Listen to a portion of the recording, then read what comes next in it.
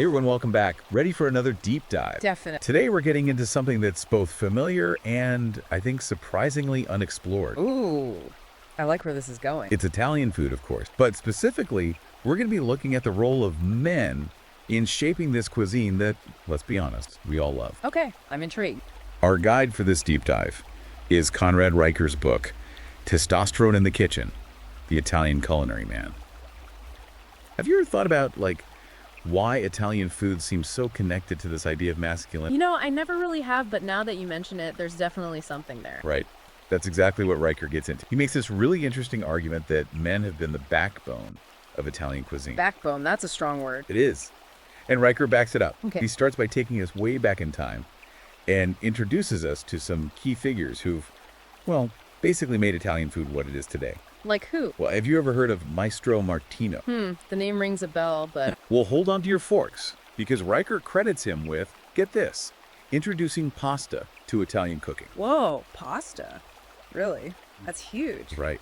It's hard to imagine Italian food without pasta. Reicher also talks about Bartolomeo Scappi, this guy whose cookbook was like the culinary Bible back in the Renaissance. So we're talking serious culinary heavyweights here. Absolutely. Yeah. And it wasn't just these individuals, they were part of this whole social structure where men were the primary providers and cooks for their family. Classic image of the Italian father at the head of the table, leading the family meal. It makes you think. Exactly. Reicher links this back to the idea of the paterfamilias, the male head of the household, who was not only the authority figure, but also responsible for feeding everyone. Cooking wasn't just a chore, it was a core part of being a man. So it's not just about the food, but also the social and cultural context, right? Exactly. And Reicher makes it clear that this isn't about diminishing the roles women play. It's about highlighting a perspective that's often been overlooked. Bringing a fresh perspective to the table, literally. But it's not all about the past, is it? Does he bring it into the modern era? Oh, absolutely. Reicher highlights some chefs we might be more familiar with, like Gualtiero Marchesi. Marchesi, wasn't he the first Italian chef to get 3 Michelin stars? That's him.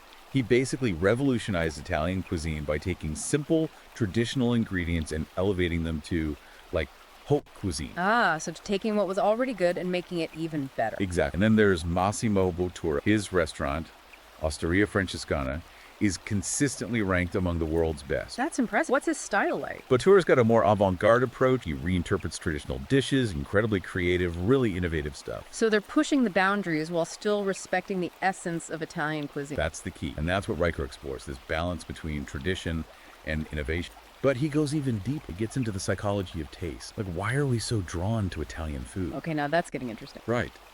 Those savory umami flavor, they're so central to Italian cuisine. And Reicher suggests there might be a biological and psychological reason why, especially for men, we find them so appealing. There's got to be something to that. He connects those flavors to ideas of strength, virility, those core values we associate with masculinity. Think about it. A slow-cooked ragu, a perfectly grilled steak. Oh, man, you're making me hungry. Me too. But the point is, Reicher argues this connection between taste and masculinity is deeply rooted in Italian food culture. Okay, I can definitely see that. And to really dig into it, he dedicates a whole chapter to the role of meat. He looks at its historical significance, how it's been tied to these ideas of strength and providing for your family. That makes me think of those Italian butcher shops, the artistry, the whole process. It's a glimpse into a world where men were the experts, the provider. And Reicher even talks about this tradition of nose-to-tail eating, using every part of the animal. It speaks to a respect for the ingredients and a connection to the land. Absolutely. It's a powerful concept. But of course, it's not just about celebrating the past. Does Reicher address the changes happening in food culture today? Of course he does.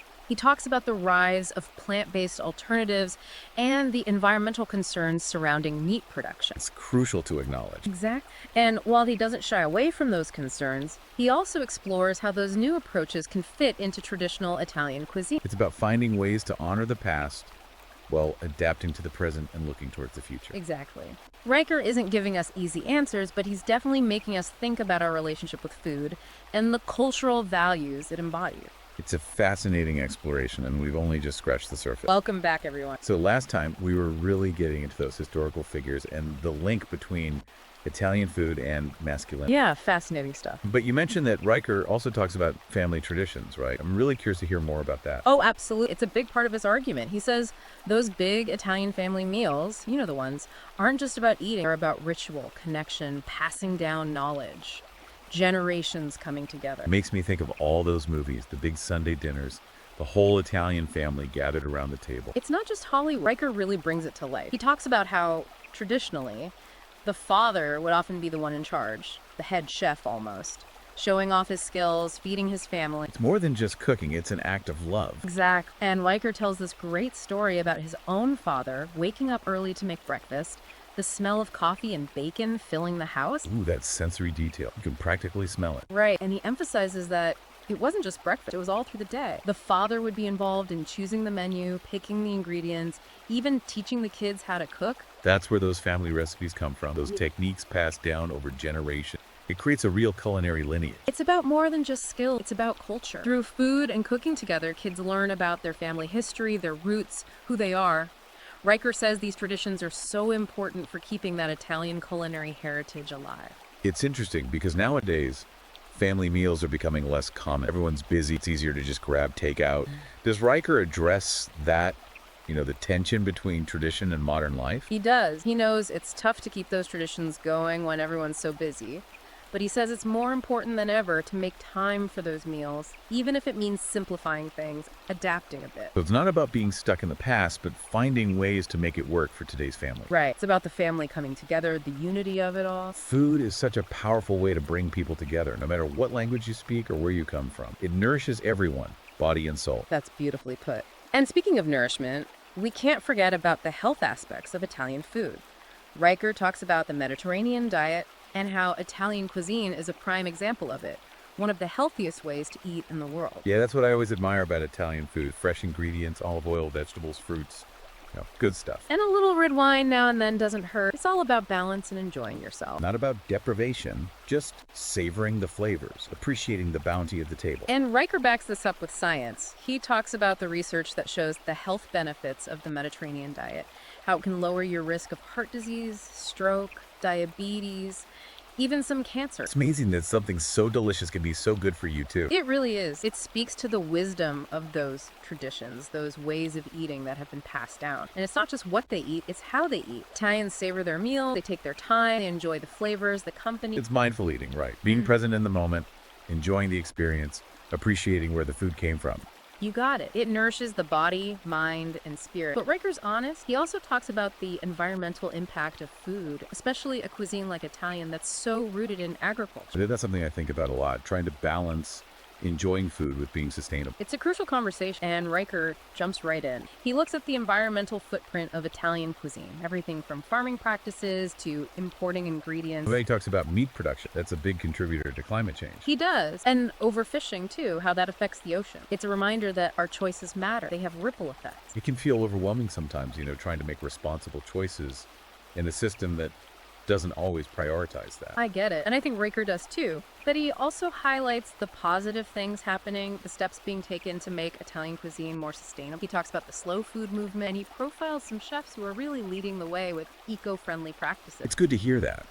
It's inspiring to see chefs using their influence to promote sustainability, showing that you can have great food and be mindful of the planet. That's the message, the evolving role of the Italian culinary man. Not just preserving the old ways, but adapting them, making sure Italian cuisine stays vibrant, relevant. It's a beautiful vision, isn't it? Honoring the past, embracing the future, finding ways to nourish ourselves without harming the planet. It is. And Riker's book gives us a roadmap, ideas for what we can do in our own kitchens, the choices we make when we eat out. He reminds us that food is more than just fuel. It connects us to our heritage, our families, our communities, the natural world. It's not just about what we eat, but how we eat, what our choices say about us. And speaking of connections, Riker talks about Italian food as a form of cultural diplomacy. He says it's been incredibly effective at bridging cultures, connecting people around the world. It's true. You can find Italian restaurants everywhere. Pizza, pasta, it's like a universal language.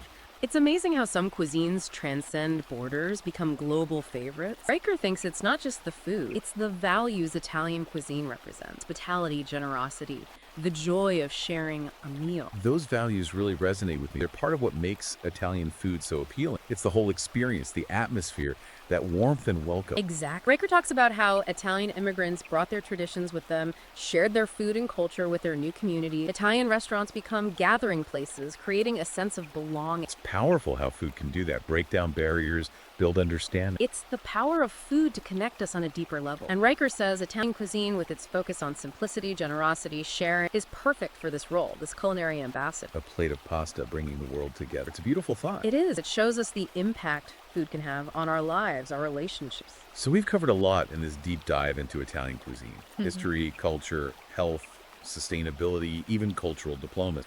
But there's one last thing I want to touch on, the artistry of it all. Ah, yes. Italian food is beautiful to look at. The colors, the presentation, it's a feast for the eyes. They say we eat with our eyes first, and I think that's especially true with Italian food. Riker gets into that too, how Italian chefs really care about how their food looks. They think it adds to the whole experience. It makes sense. A beautiful dish is more appetizing, you enjoy it more. Exactly. And he says it's not about being fussy, it's about letting the ingredients shine, arranging them in a way that highlights their natural beauty. He uses the word elegance a lot. Simplicity, balance, harmony, letting the ingredients speak for themselves. Kind of culinary minimalism. You got it. And Riker even gives some tips for home cooks, using white plates so the colors pop, creating some height on the plate for visual interest. I like that he makes it practical, something we can all try at home. He wants to empower everyone to bring that artistry to their own cooking.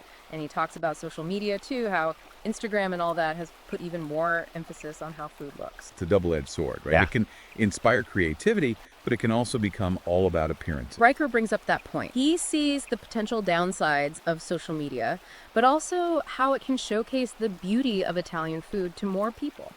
In the end, he says, the real test is in the taste, not how many likes it gets on Instagram. Good reminder. It's easy to get caught up in trends, but flavor is what matters most. You said it. And Riker argues that those Italian culinary men we've been talking about, they get that. They're not just focused on looks, they're masters of flavor. They blend ingredients perfectly, create these harmonious, satisfying tastes. It's like a symphony of flavors. That's beautiful. And he suggests their masculine values, strength, discipline, creativity, leadership, those come through not just in how they cook, but how they present their food. Can you explain that a bit more? How do those values show up in the food? He talks about how you see it in their knife skills, the bold flavors they use, the confidence in how they plate their dishes. They're not just chefs, they're artists expressing themselves through food. It's powerful. You can really sense the passion and dedication. You can. And it makes you want to put that same care and creativity into your own cooking. I don't know about you, but I'm starving now. All this talk about Italian food. Funny you should say that, because in the last part of our deep dive, we're going to talk about how Italian cuisine is evolving,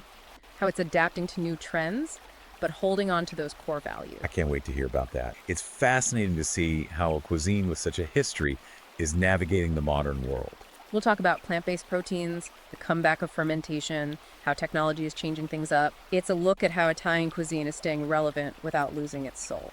So grab a glass of wine, get comfortable, and join us for the final part of our Italian culinary adventure.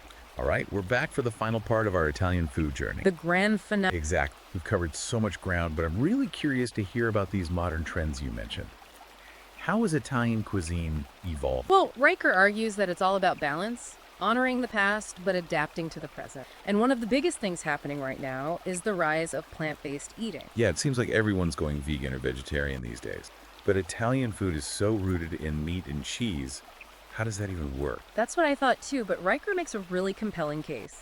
He says that Italian cuisine has always had a strong focus on vegetables, grains, legumes. Those are the foundation. Oh, that's true. I mean, think about minestrone soup, pasta e fagioli, caprese salad. Those are all classics, and they're naturally plant-based. Exactly. He highlights how some chefs in Italy are creating these incredible plant-based tasting menus, showing off just how versatile Italian cuisine can be. So you don't have to sacrifice flavor or tradition to eat plant-based. Not at all. It's about using those classic techniques, those flavor profiles, but with a wider range of ingredients. Sounds like there's a lot of creativity happening in Italian kitchens these days. Oh, absolutely. And it's not just about plant-based eating. Riker also talks about the comeback of fermentation. Oh, yeah. Fermentation is everywhere now. Kombucha, kimchi, sourdough bread. And Italian food has always embraced fermentation. Wine, cheese, cured meats, pickled vegetables.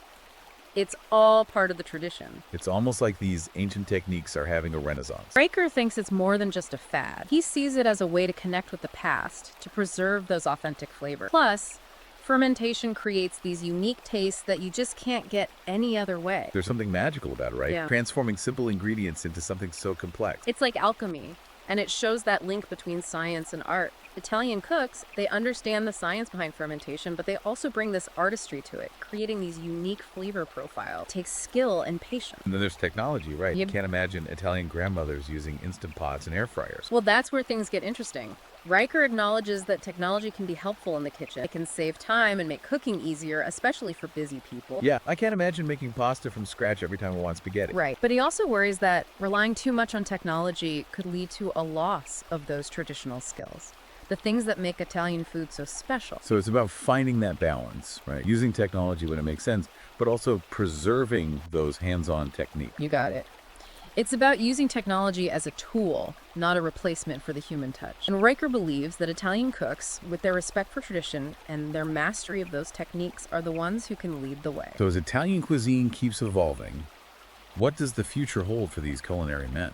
They've been carrying the torch for so long. Riker thinks their role is more important than ever. They have this responsibility to preserve those traditions, to teach the next generation, to guide the evolution of Italian food in a way that honors its past. It's a big task, but it sounds pretty exciting. They're not just cooks, they're guardians of a whole culinary heritage. And Riker believes they have what it takes: the passion, the skills, the creativity, the deep connection to their roots. It makes me feel really optimistic about the future of Italian food. There's so much potential. Me too.